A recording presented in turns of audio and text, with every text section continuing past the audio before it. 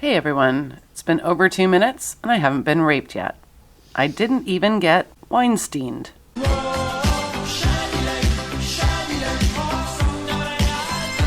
So for anyone who hasn't heard, former Hollywood golden boy producer Harvey Weinstein has been outed as a sexual maniac. The story's been unfolding for the last 10 days since New York Times printed the first set of allegations. At this point, about 40 women have accused him of sexually harassing or full-out raping them. The entire film industry is being slammed for sexism and systemic abuse of women. Male actors and producers are being hounded for comment, only to find themselves being targeted with allegations once they speak.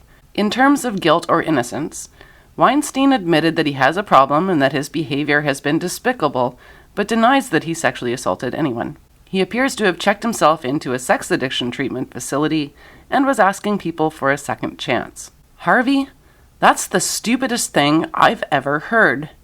In fact, what you just said is one of the most insanely idiotic things I have ever heard.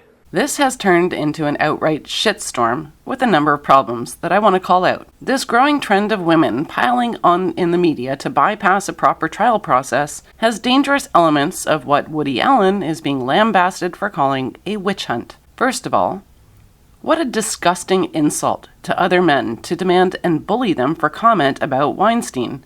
Of course, no one endorses sexual assault or harassment of anyone, male or female. That's why they're crimes. Now, I understand the underlying question is whether or not Weinstein's peers knew about his behavior, but there are a few factors to consider when you're dealing with Hollywood. These people, actors, producers, directors, they read rumors and lies about themselves every day in the news. I used to work in the film industry, so I know a fair bit about that. As one actor, Gretchen Mol, has said, "For 10 years or so, I've been aware of rumors that I had some kind of transactional relationship with Harvey Weinstein. They seemed to start on a gossip website that made money by peddling blind items. A few facts had been taken from my Wikipedia page, were combined with stories about a movie mogul who was known for harassing women, quotes from reliable sources were added, and a malicious viral rumor was born." So, hearing rumors about Weinstein to people in Hollywood is nothing more than that, salacious gossip. How would she believe other accusations when she herself knows that she didn't have an affair and yet it's in the news? But why aren't we paying attention to all the women who have told us that he never did anything inappropriate with them? It doesn't mean the others are lying, but it means he wasn't groping every woman in his path. There are a lot of women who have no complaints about him. That Weinstein or his company paid off 8 people who made complaints about him does not, as the lawsuits say, mean that he admitted guilt. But it definitely means that his company should have made some changes to avoid future lawsuits.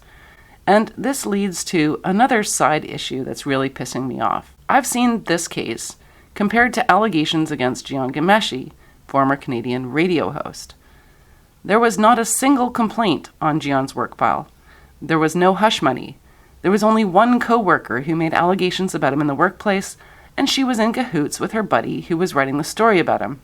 This personally annoys me because I'm the one who busted Catherine Burrell and Jesse Brown lying about what happened at CBC.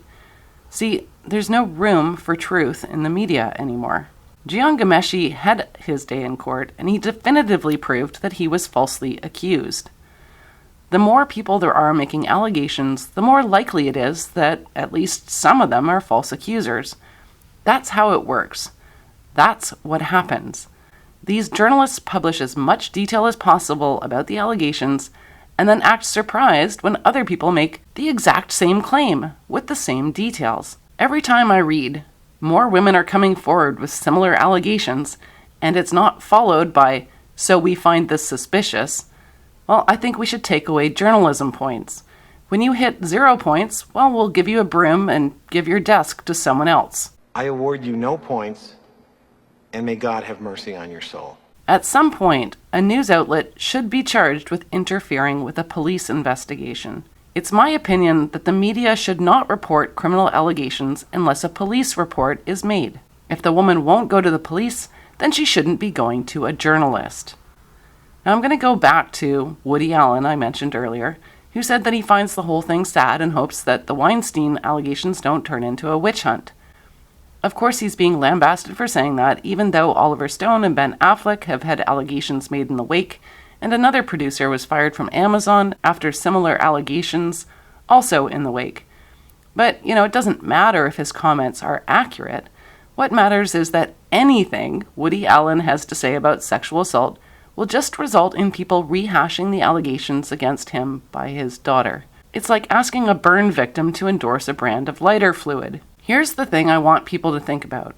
Ronan Farrow, Woody Allen's son, is now fighting to be seen as the journalist who actually broke the story about Harvey Weinstein. But Farrow has been on a mission to destroy his father, Woody Allen, for many years, and Howard Weinstein is the producer who helped Allen make a comeback after police declined to pursue charges. Well, people are asking if this was a revenge plot by Ronan Farrow, and I think that's a very interesting question. Reminder here that Weinstein has admitted he's a sick man, so there's no debate that he did some of what he's accused of. The concern I have is that a reporter needs to be very careful of their personal connection to sources and their connection to the targets of their stories in order to avoid tunnel vision. Ronan wrote an op-ed in 2016, which is pretty disturbing. He self-flagellates for not having pursued stories about sexual assault more vigorously in the past and letting himself be talked down from it. In fact, the new branch of the Weinstein story is why NBC refused to publish Ronan Farrow's story months ago. Well, I'm going to tell you why I agree with NBC. One of the rules of investigative journalism is that you have to remember that there are living human beings whose lives and reputations can be destroyed by the words that you publish. You should pursue the story diligently, but there is a duty of care required for what you ultimately make public. The press plays an important role as a check and balance in society, and I support unfettered free speech. The problem is not that they reported allegations, it's that they reported criminal allegations without first involving the police. Obstruction of justice is a crime. I have a rule. I don't believe anyone who makes sexual allegations or any other criminal allegations in the media without going to police first. I wish the media would be responsible and adopt that rule as well. Where is the humanity you lectured us about at every damn award ceremony? Harvey Weinstein has admitted he has a problem. He did some of these things, but the media has made it impossible to compare the allegations in any meaningful way.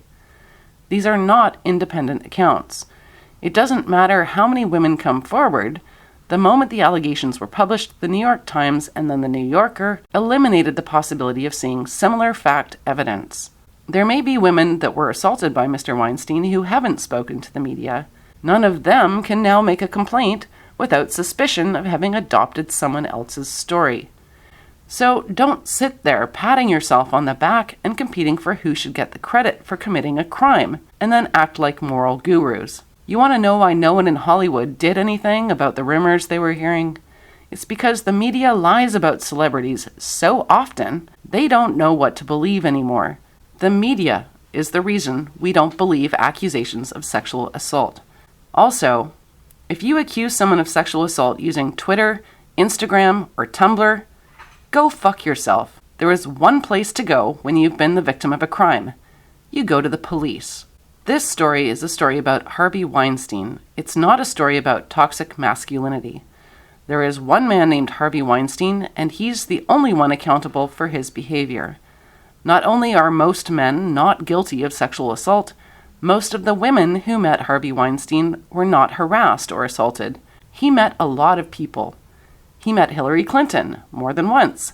And if you ask me, it looks here like Hillary is molesting Harvey, and he's trying to tell her to stop. You pocketed his money, you profited from his Oscars, and you took what he gave. You are Weinstein, one and all.